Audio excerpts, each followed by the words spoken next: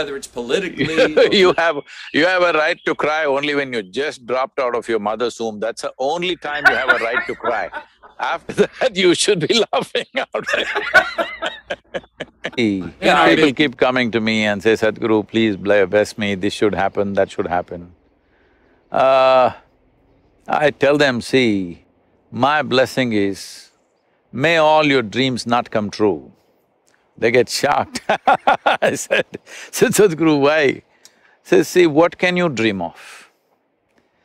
Right now, I don't know what you're drinking, suppose it's coffee. If you have had 1 cup of coffee, maybe you will dream of a barrel of coffee. If you have $1 million, maybe you will think of $1 billion. I'm saying all your dreams are just exaggerations of what you already know. If you go like this, you're ensuring that nothing new ever happens to you. So, it's all a process, is what I'm hearing from that, and how I'm choosing to take that line. It's all a process. Enjoy the process. You do not ever get there. That's the point. That keeps it a game, because if you got there, the game's over. See, the finish line, everybody is interested too much in finish line, especially in the Western world, they think finish line is everything. If you're so interested in the finish line, do you understand what is the finish line for life? You want to cross it quickly, is it? It's ridiculous. Ridiculous. Everybody wants to live.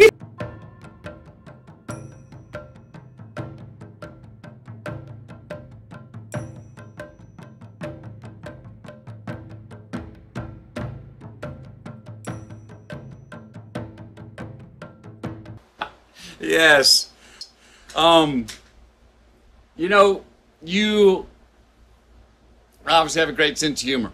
I've found that sense of humor is something that, one, it's been a great tool for sometimes unlocking those contradictions for me and other people. But often it's seen, I'm one of those person that will laugh while the quote-unquote wound is still a little bit too fresh. You know what I mean? And I'm like, well, no, it's already happened, so let's start laughing at it now, and I'm still going to be responsible and try and fix the problem, but can we do this while we giggle through fixing the problem? And some people that turns off because they go, wait, it's too early to laugh. You can't laugh. You can't. It's too early. We need to be serious about this thing. I'm going, no, I'm still going to do the work. Can we laugh while we fix the problem, or find a way to agree on something, whether it's politically. You have a right to cry only when you just dropped out of your mother's womb. That's the only time you have a right to cry. After that, you should be laughing out.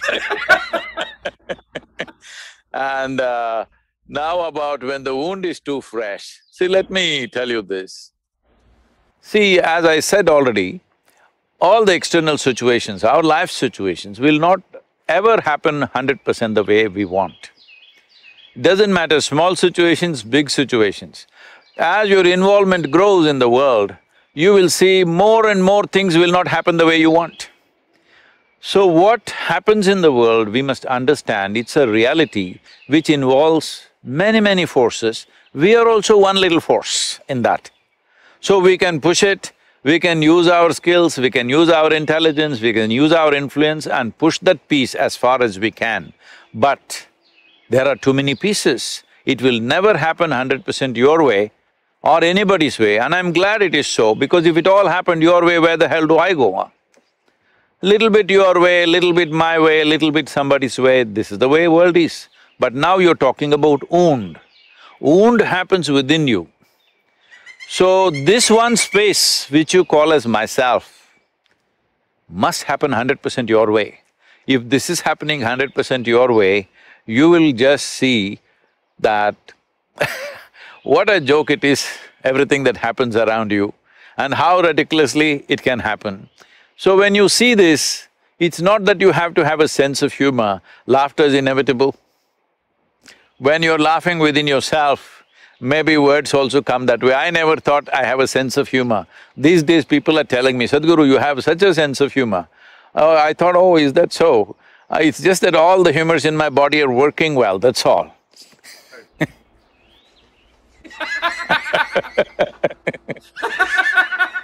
Let me tell you this. This happened, Shankaran Pillai once had a franchise for Radio Shack. I think Radio Shack is closed down now. if I'm right. Is it closed down or still on? I think they did. No, I think they did. Okay. I think you're correct. So he used to have a franchisee ship for a Radio Shack. So one day he ordered a particular component. Looking at the catalog, he saw he wanted a component which is 669 number, he ordered. And the component arrived after a few days. He looked at it and they had sent the wrong number.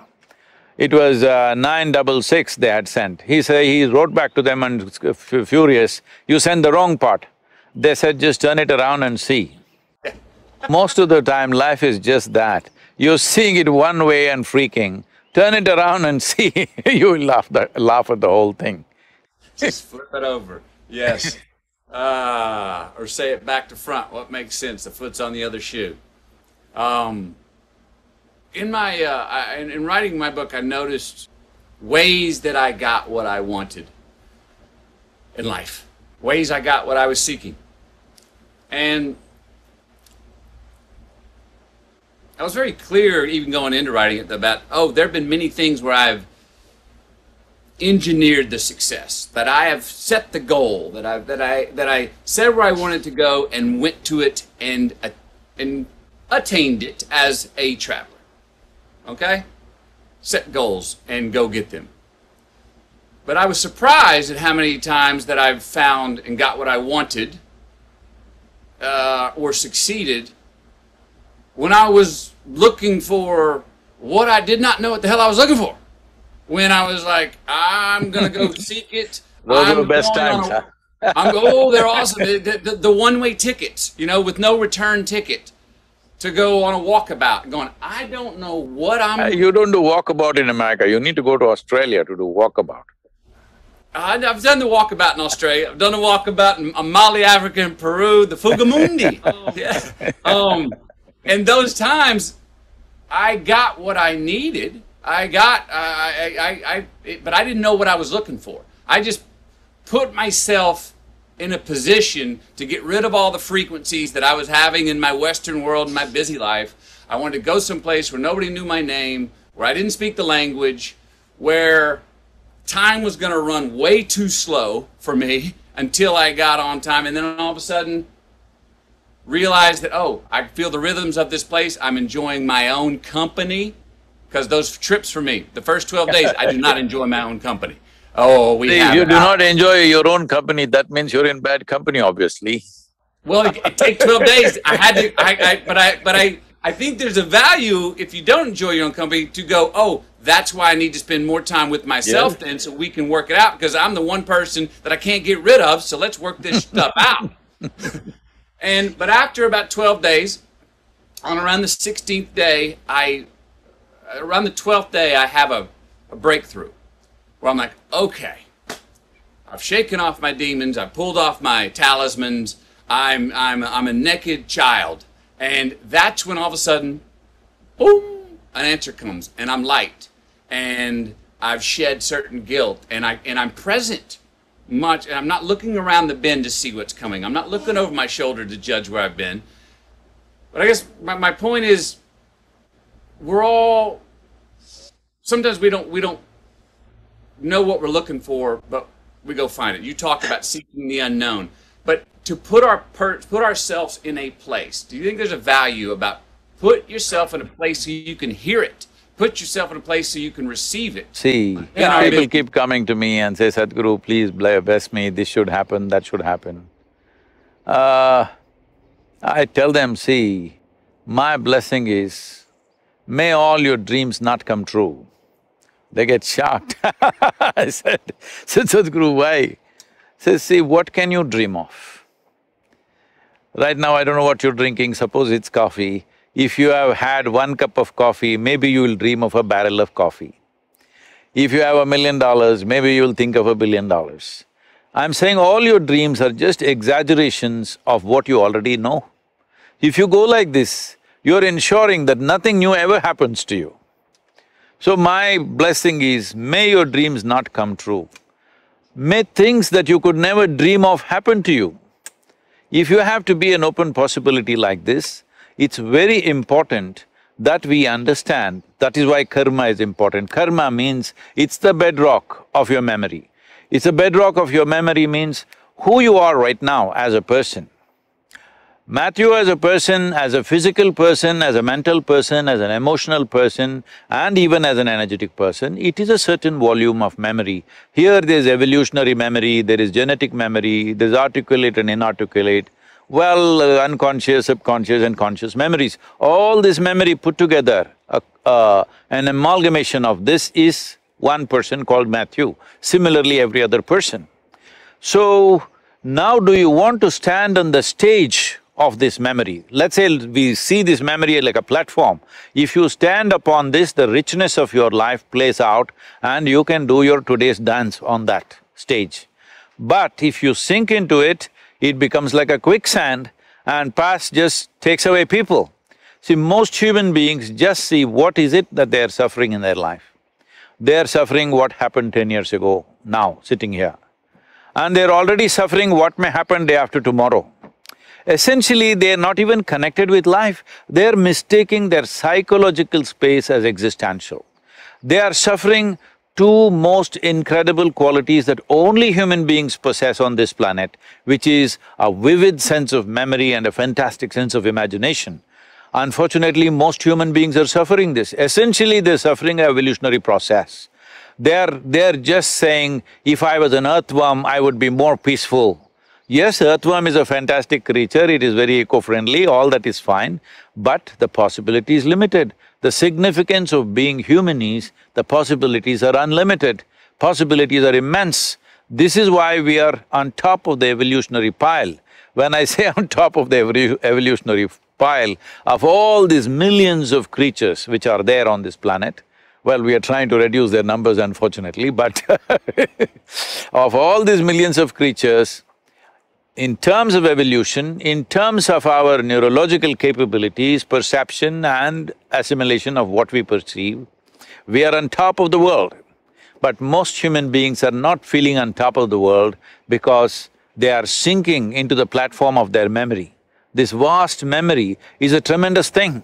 See, otherwise today, I'm just saying, see, here I am sitting, there is an evolutionary memory in me, which tells every cell in the body, clearly speaks, this is a human being.